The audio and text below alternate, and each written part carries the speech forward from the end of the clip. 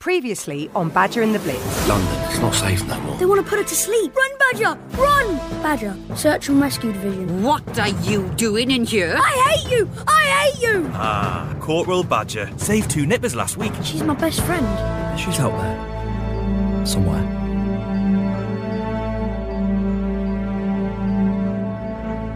Hey, girl. Hey, check this out. On the other side of the water, Jack can see a team of military personnel searching the debris. With them, 2 dogs, but he can see right away that neither of them is Badger. Where is she? We got one! Jack would recognise that bark anywhere, and as the smoke clears, he sees a 3rd dog, tugging an injured man free from the wreckage. There she is! Look at her go! Leaning out of the passenger window, Jack tries to get a better look at his beloved friend. Badger! Badger, it's me! In the distance, Badger looks up from her search and stares in Jack's direction. She cocks her head on one side, as if trying to work out how Jack could be here. All right, girl. In the wing mirror of the truck, Jack notices the officer is busy talking with a colleague and decides to take his chance. Carefully opening the door, he defies the instructions that he's been given to stay inside. Jack scrambles across the rubble towards Badger. Badger, it's me! She becomes excited and begins to tiptoe across to where he is. I'm coming, Badger! I'm coming! Oi, lads! Get back in the van, it ain't safe! Jack glances back to see the officer striding towards him, but instead of obeying, he picks up speed, desperate not to delay his reunion with Badger a moment longer. A mighty rumbling begins overhead, prompting Jack to look up. She's gonna go! Take cover! A large section of the roof of the building being searched is starting to give way. At first, small pieces of debris the size of gravel begin to drop onto the ground around it, gradually becoming larger and heavier. No, Badger! Get back! Turn around! Jack is frozen in fear, but Badger is more determined than ever to reach him, oblivious to the danger she's in. Seconds later, Jack is grabbed from behind and dragged backwards by the officer. I told you to stay in the van! No! I can't leave her! Jack struggles and squirms and tries to free himself from the officer's grasp. No! Get off! He glances back towards Badger and the pair lock eyes.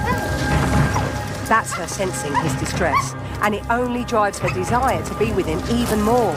Her little paws tread precariously across the sharp rubble laying on the ground. She's going down! No, Badger! Get back! Jack glances up to see the entire side of the building giving way and crashing down with a deafening boom.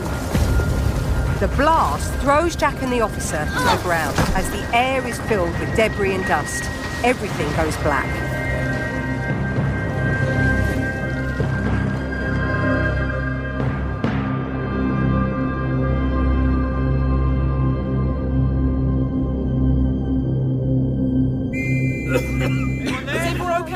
Jack comes round, dazed and confused. His ears are ringing. He rubs his eyes, which are stinging from the dust. Disoriented, he pulls himself up to his feet and stumbles as he tries to regain his balance. Badger! He desperately scrambles back in the direction that he last saw Badger, but the layout of the dock seems to have changed completely since the building's collapse, and he can't tell which direction is which. Badge! Badger! One thing's for sure, there's no sign of her. We can't stay here. You don't understand! Undeterred, Jack is on his hands and knees, scrabbling through the debris in search of Badger. He can't let himself imagine any option other than her being alive. Badger! It's no use, son. I'm so sorry. It was just a terrible accident. She's my best friend. Hey, best get you cleaned up. It'll be dark soon.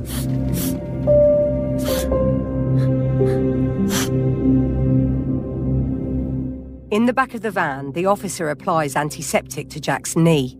It's that really stinky stuff that stings like mad. But today, the pain of his knee is nothing compared to the hurt he feels inside for Badger. She was a brave one, that's for sure. Hey, she did her bit. She was the best. Hey, we better get you home, son. Here, Better drink some of this. I'm gonna load up the rest of them boxes.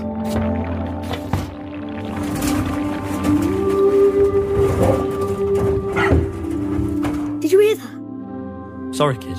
Didn't hear nothing, just these boxes.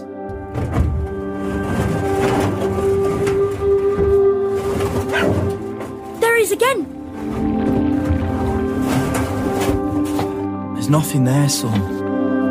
Well, the mind's a devil for playing tricks. Jack's having none of it. He drops the blanket from around him and starts to climb down from the back of the van. Hey, steady on, you can't go back out there.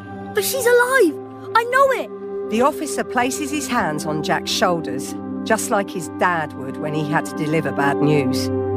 I don't think anyone could survive that, son. I mean, look at the place. I'm so sorry. I really am. Blooming hell. I think you're right. It's her. It's Badger. She's alive. Yes! Jack gives the officer the slip and, still limping, he races towards the sound. Badger!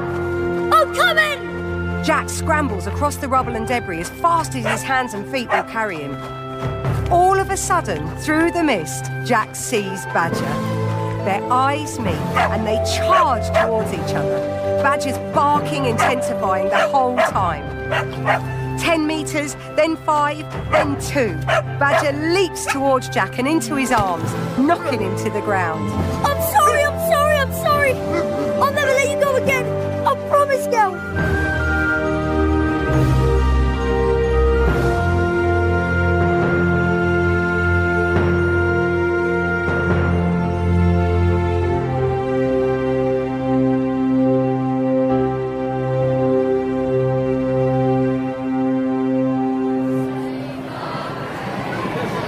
To celebrate the end of the war, a massive party is held across the country. In London, people flock to the streets to wave flags and banners and sing and dance. Jack, George and Frank weave their way through the crowds. Jack spots a familiar face. There she is, Josie.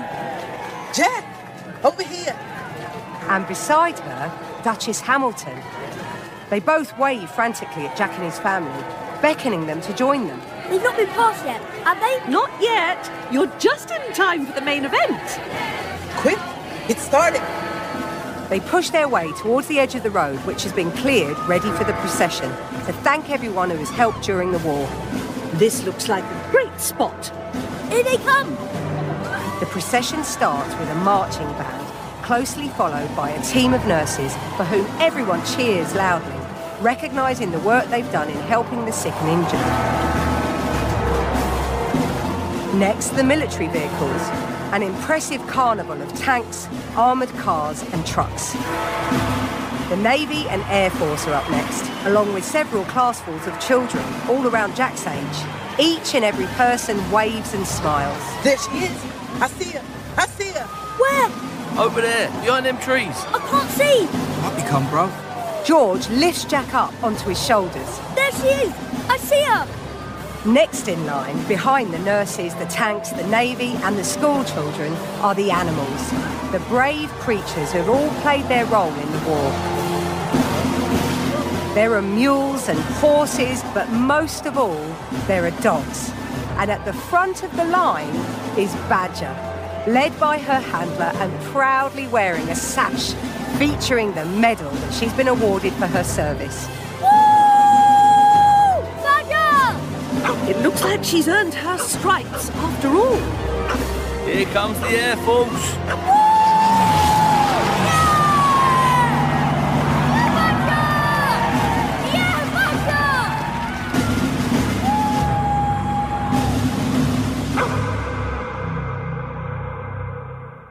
During the first 10 days of the Second World War, more than 750,000 dogs and cats were put to sleep in the belief that it was needed to save food during the war.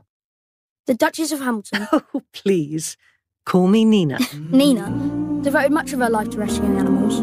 She founded the Fern Animal Sanctuary, based out of her country home in Dorset, and the charity still carries out vital animal welfare work to this day. In 1941, the War Office published advertisements calling for dog owners to volunteer their pets for defense work.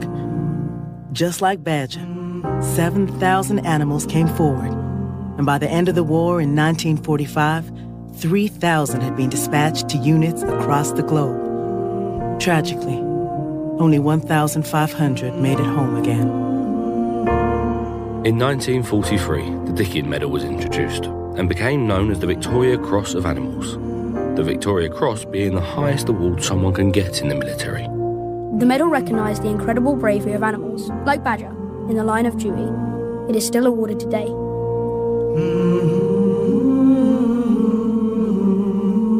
Badger and the Blitz was a Roxo production for fun kids, supported by the Audio Content Fund.